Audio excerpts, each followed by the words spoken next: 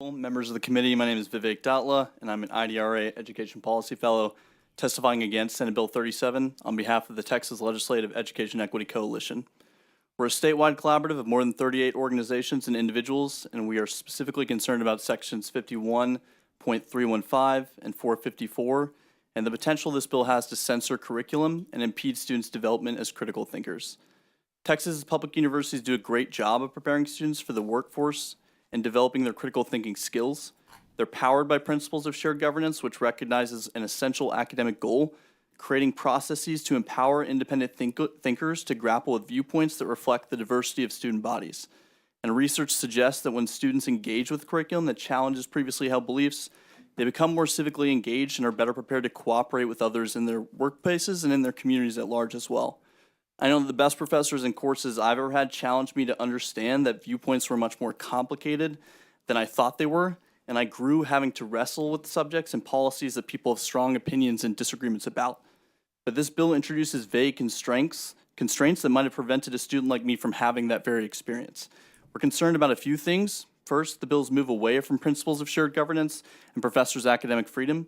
Second, establishing an office to address matters of discourse. And third, restricting curriculum from endorsing specific public policies, ideologies, or legislation. These sections lack clarity and will create a chilling effect on professors, teaching, and student learning.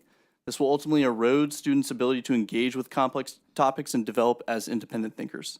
Instead, we urge the following recommendations: strengthen shared governance structures that allow for engagement with diverse curriculum curated by experts in their field. Support universities' ability to offer students a diverse range of perspectives, experiences, and opportunities that will prepare them to be critical thinkers, innovators, and leaders in their communities as well.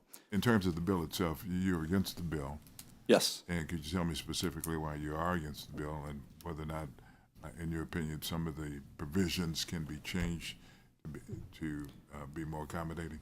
Yeah, I think some of our concerns relate to some of the sections that the gentleman next to me have already called out. I believe sections 51.315 and 454 specifically. I have no idea what they are. Sure. The section 51.315 is the section on the General Education Review Committee. Okay. And so, in the creation of that body, one of the things that was just mentioned is that's where the language about a specific endorsement of public policies or ideologies comes from. And we have concerns about, as I think has been elucidated well, what does endorsement specifically look like? I can tell you I graduated from a public policy school, and we had many debates about what the words public policy even mean, and they aren't defined. Ideology isn't defined in the bill. A similar area that we have concern just in terms of lack of definitions as it stands right now, as it's been introduced. So terms in the bill you think need to be defined, and a recommendation in terms of what the definition is so that the author of the bill can consider. Absolutely, and thank you for asking for that clarification. I think that the areas that we would like to see clarified at a bare minimum, as of right now, that first section that I mentioned that mentions specific public policies, ideologies, or legislation where it restricts curriculum from endorsing those specific terms.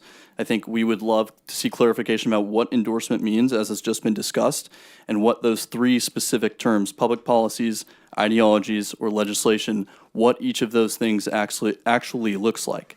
And then the other section that I'd like to bring up, where it would be great to see some clarity just in terms of what is meant by the language. Senator Creighton, forgive me if I'm mistaking the name, but I think it's the Office of Educational Excellence in the last section as well.